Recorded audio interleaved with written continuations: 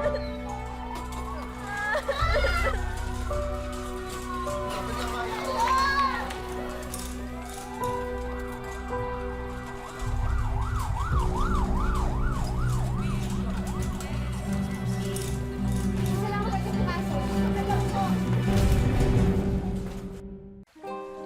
raw binatbat ang kahit anong sigla at tikas kung patraydor naman tayong susubukin ng malubhang karamdaman. Kagaya na lamang ni Ella na sa murang edad ay kinailangang pasanin ang krus na dala ng sakit na cancer. Mabibigyan ngiti pa kaya niya ang mga taong nagmamahal sa kanya? Magandang hapon po mga kapuso. Ito po ang wish ko lang.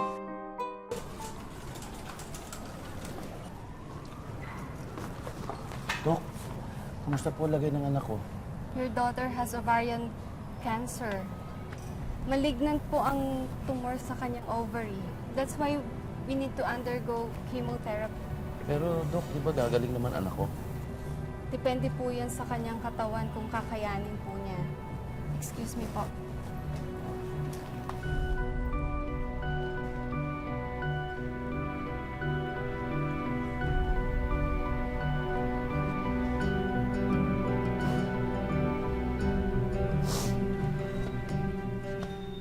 Class, land equals to 0. Then building equals 15,818 minus 10,775.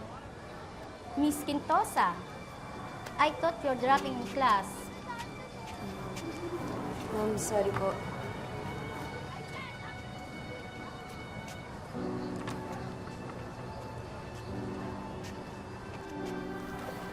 How's your condition?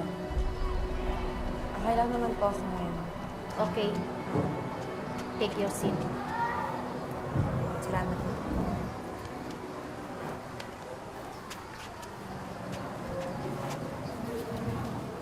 Ano nangyari? Ba't ang tagal mong absent? Buti buhay ka pa.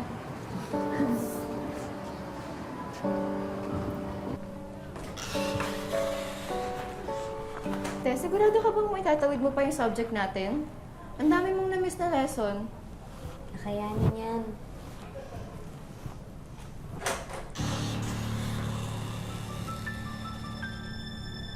Ano nangyayari sa'yo, Ella?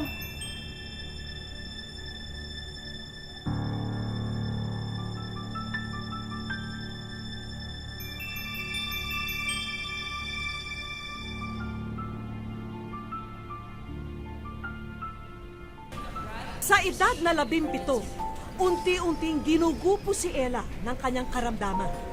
Pero nagpasya siya, pati ang kanyang pamilya, na sumailalim siya sa chemotherapy sa pag-asang gumaling at bumalik ang dating sigla. Ako po yung may sakit. Hindi naman na kayo mag-alala. Kaya ko to, no? Lalaban po ako. Hindi na kayo mag-alala, ha?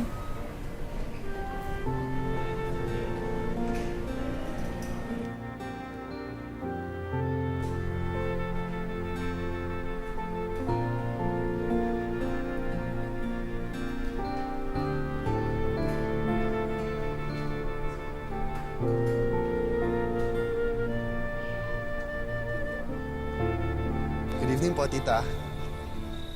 Daryl, napadalaw ka. Si Ella po. Pumasok. Hindi pala. Pumunta sa ospital, nagpa-check up kasama yung papa niya.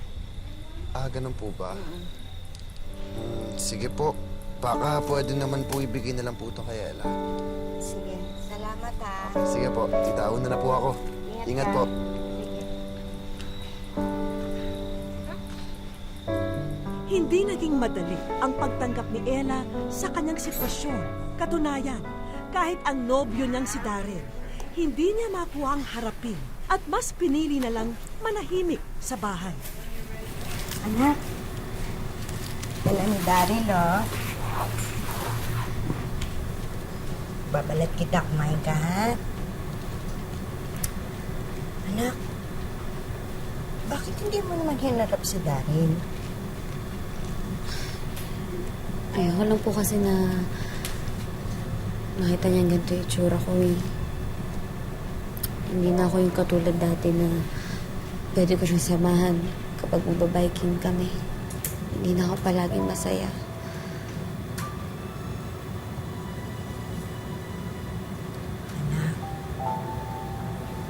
Mabait na bata si Daddy. Nakita ko yung pag-aalala niya sa'yo na nasa ospital ka. Anak,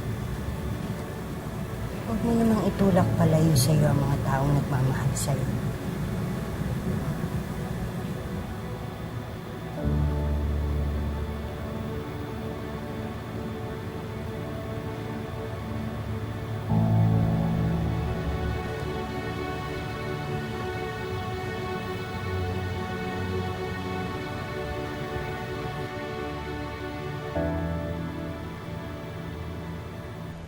Idol!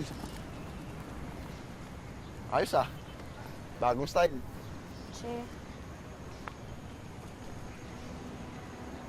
Ella, ba't mo pa ako iniiwasan? May ginawa ba ako sa'yo? Ay. Sorry. Sorry.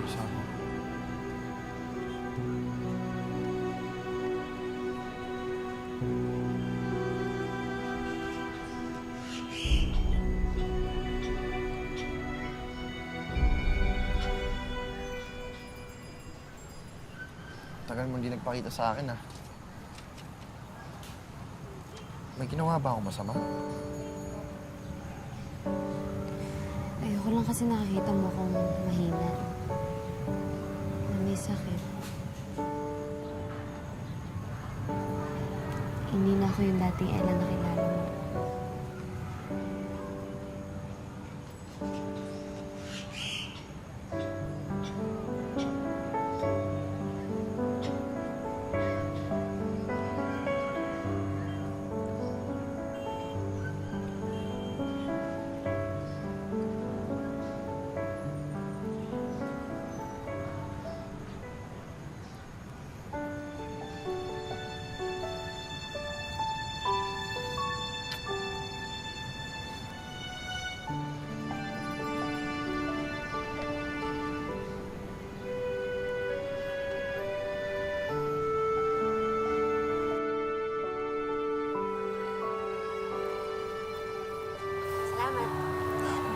Taas ka na.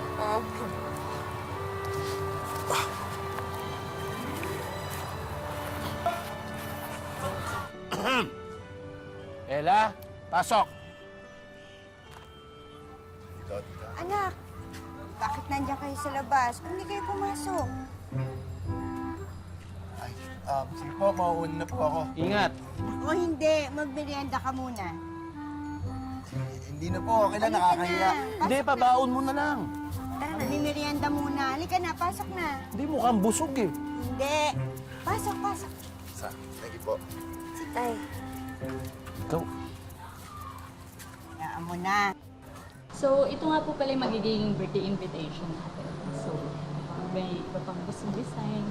Pinipilit ng mag-anak na maging positibo sa kabila ng pagsubok na dinaranas ni Ella. Kaya hindi raw nila hahayaang hindi ipagdiwang ng dalaga ang nalalapit niyang debut. Kaya inupisa na nilang asikasuhin ito.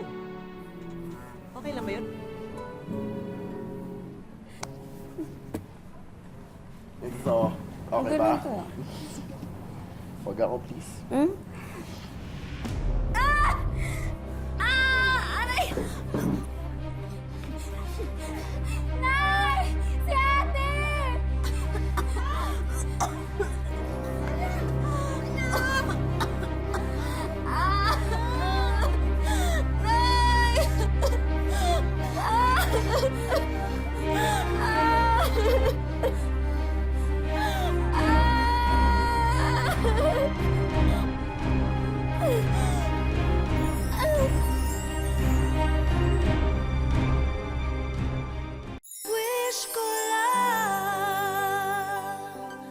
Ramdam ni Ella ang masaklap na epekto ng chemotherapy. Lagasman ang buhok at bagsak ang katawan. Hindi ito naging hadlang upang ituloy niya ang kanyang pag-aaral at makatulong sa kanyang kaibigan. Are you ready for your midterms? Yes,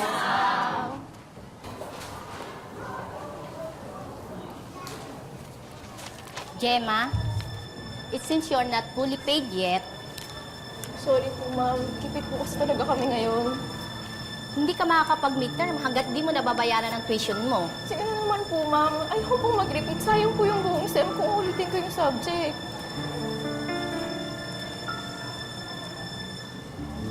Okay, for now, papayagan kita mag-exam.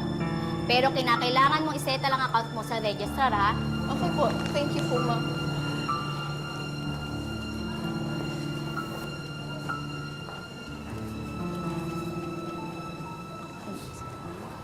Kano ba?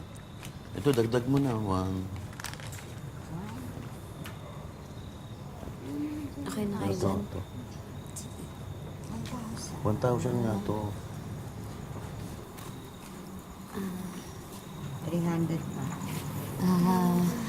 Ma, pwede po ba akong manghingi ng extra allowance? Para saan, anak? Paubos na po kasi yung gamot ko eh. Oo, ito bibili tayo. Ako na ho, ako na ho. Anak, mahina pa katawan mo, mahina pa resistensya mo. Kaya mo na magpalakas ka. Kaya ko naman eh. Huwag na kayo mag-alala. Dadaan na lang ang pharmacy bukas bago umuwi.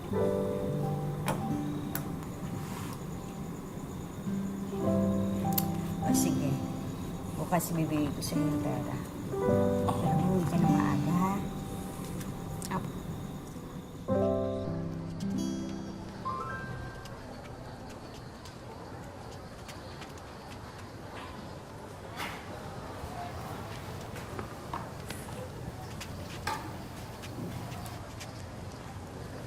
Si Gemma. Hindi ko alam eh. Nag-drop na ata. Nabahala si Ella sa pagliban ng kanyang kaibigan sa klase. Batid niyang problema sa pera ang dahilan nito. Ma'am, tanungin ko lang po sana kung nakapagbayad na po ba si Gemma Santos. Hindi pa. May kulang pa siyang 2,000. Ako na lang po magbabayad.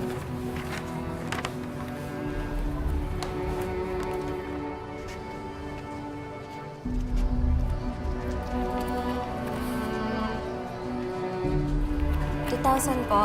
Ito po.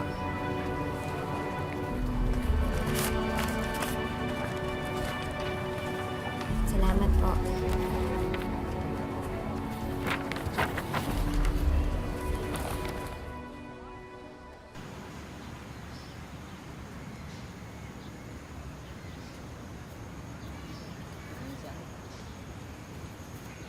Oh, hindi na naman siya utamo.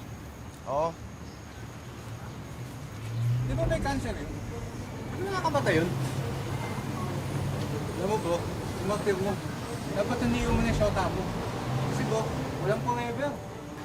Gago ka. Oo. Ha? Hindi pa mamamatay yung girlfriend ko, ha? Alam mo, kung ako sa'yo umalis ka na, baka ano pa mangyari sa'yo dito, eh.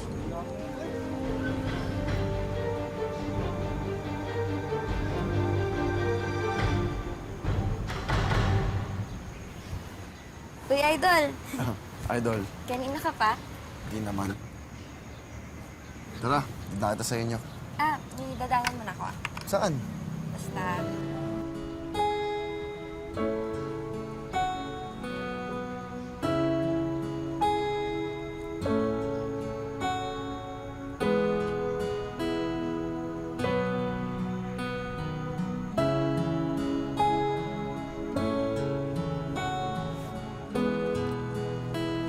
Saka na lang muna. Okay, sige. Thank you. Sure ka, dito lang ako?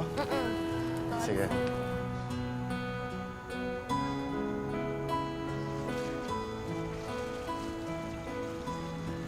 Gemma, Oh, dito ka.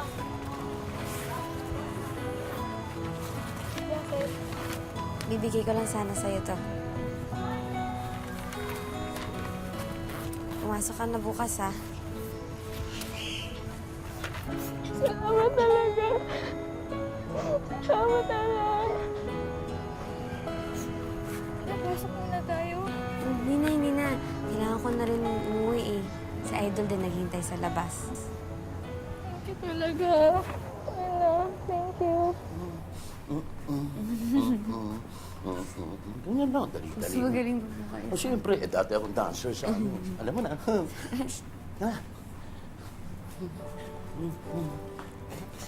Ayun na.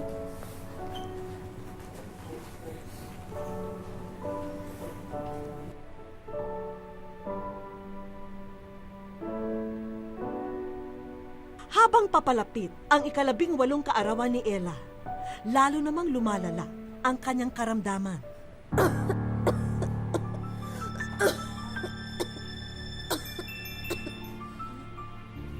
Ano natin sa kwarto si Ella?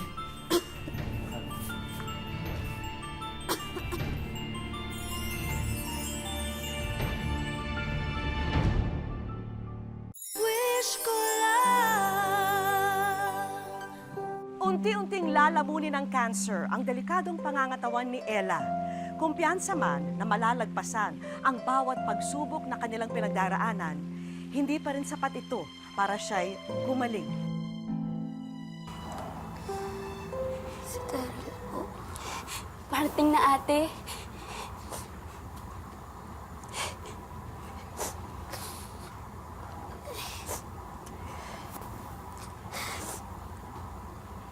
Parang di ko po kakayanin. Ka naman nagsasalita ng ganyan. Di ba magdidibo ka pa? Yung maganda.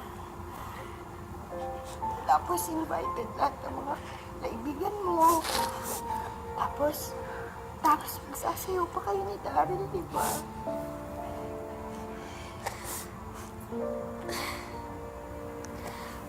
Masyado na po kayo nagawa para sa akin eh. Ayan na. Kasi, mahal na mahal ka namin eh. Kaya sana, huwag ka susuko. Lumaban ka.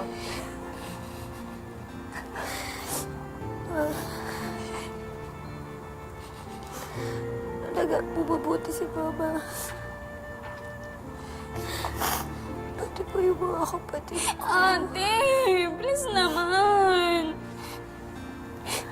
Kayong dalawa. Mag-aaral kayo mabuti ha. Mahal na mahal ko kayong dalawa.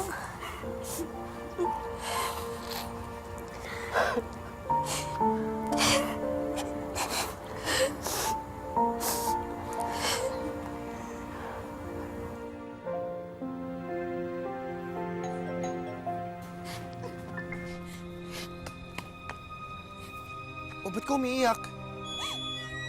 Si ate. Ha?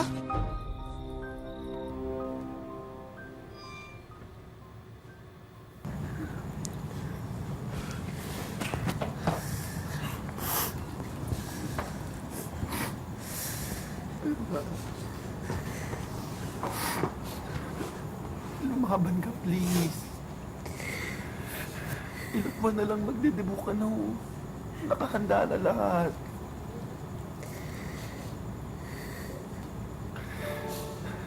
Ang dami pa nating plano, di ba? Sasamahan mo pa ako magbike. Ang dami pa natin pupuntahan na beach, di ba? Ella! Ella! Ano na yung mga pangarap natin? Ella! Idol, lumaban ka, idol.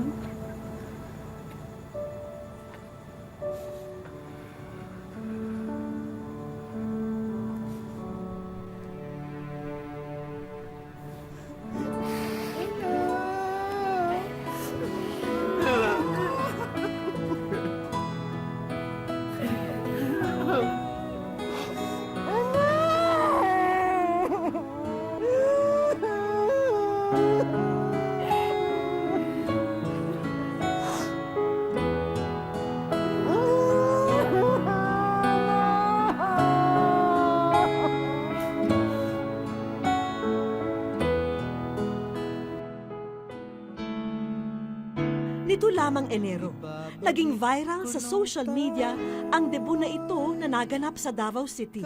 Ang debutante kasing si Ella Quindoza, 2 buwan nang namayapa ng idiwang ito. Umani ng mahigit 3 milyong views ang video. Pero ang higit na nakapukaw ng atensyon ng mga netizen ay ang binatang si Daryl na emosyonal na isinasayaw ang larawan ng kasintahan. Paano nga ba malilimutan ang taong naging mahalagang bahagi ng iyong buhay?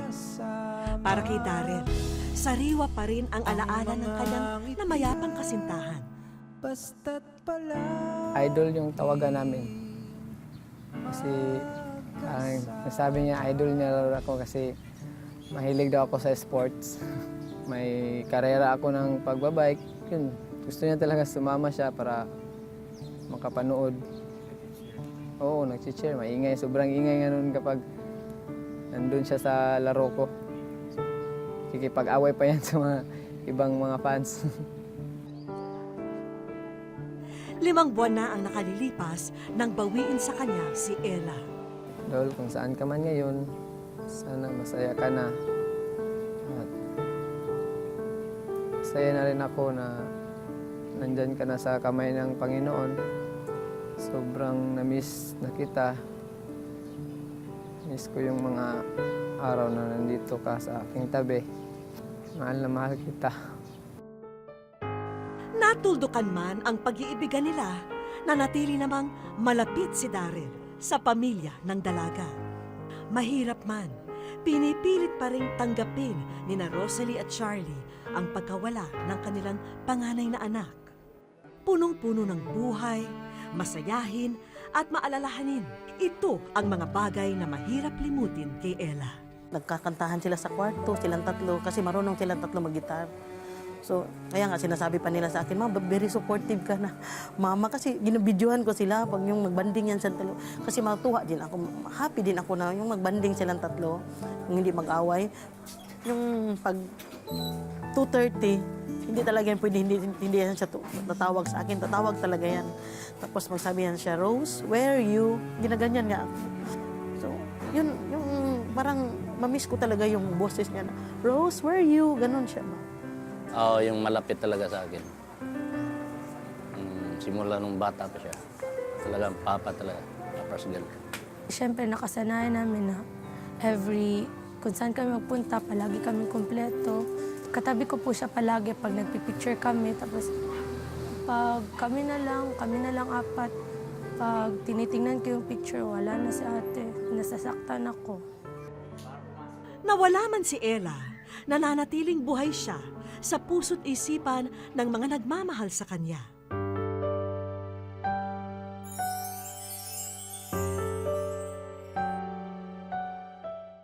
Sa aming pagbabalik,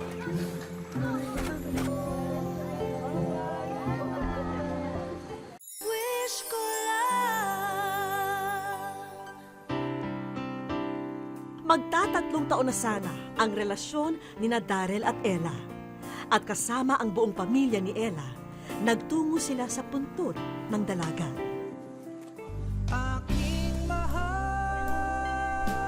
At matapos nilang mag-alay ng dasal, may ipinanood kaming video sa kanila.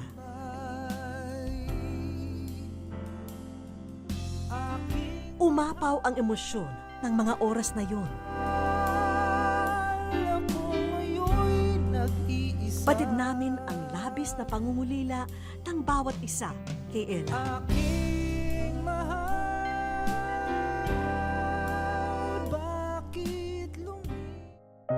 Miss ka na namin lang. We love you so much. Sobrang bait nila sa akin lahat. Hello, Daryl, at sa lahat ng mga nagmamahal kay Ella. Marami pong naluha at naantig sa viral video ng debut ni Ella. At batid po namin ang bigat na inyong pinagdaraanan. Ngayon, gusto po sana namin kayong mapasaya sa aming munting paraan. Alam niyo ba na kayo'y nasa wish ko lang? Na-shock kami. Wish ko lang pala. Papasalamat ako kasi na maipapalabas sa wish ko lang yung story namin ni Ella. Parang yun siguro yung gusto din niya. At dahil bonding moment noon ng Tres Marias ang paggigitara, regalo namin sa kanila ang bagong gitarang ito.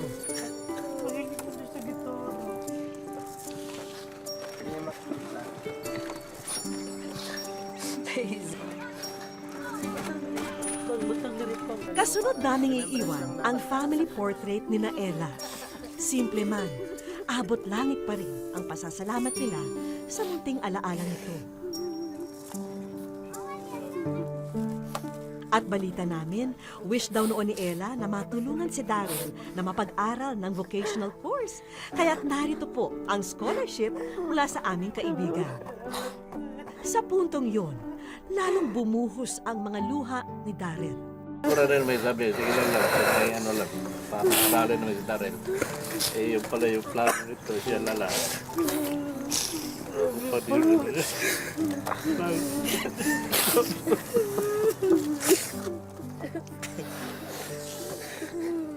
Salamat din ako sa wish ko lang. Kasi hindi ko yung kalaing darating to. At dahil summer na at hilig doon ni Ella ang mag-outing ang kanilang pamilya sa beach, handog po namin sa kanila ang vacation package.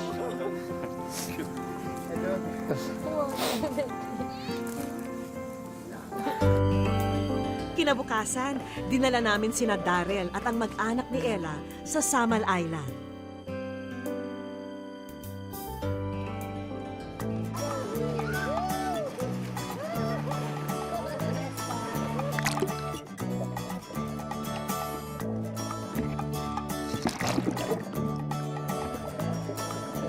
Agad nilang in-enjoy ang magandang tanawin doon.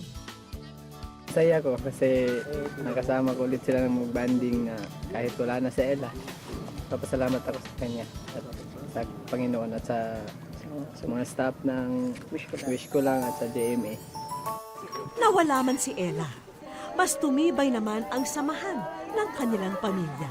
Batid nilang sa mga oras na ito'y masaya na rin siya sa piling ng may likha. Sumuko man si Ella sa karamdaman, ang kanyang katatagan ang nagsilbing inspirasyon para sa mga taong nagmamahal sa kanya. Alaalang kailan may mananatili sa kanilang mga puso. Muli, ako po si Vicky Morales at ito po ang Wish Ko Lang. May sorpresang naghihintay sa'yo kaya't wag na wag kang susuko.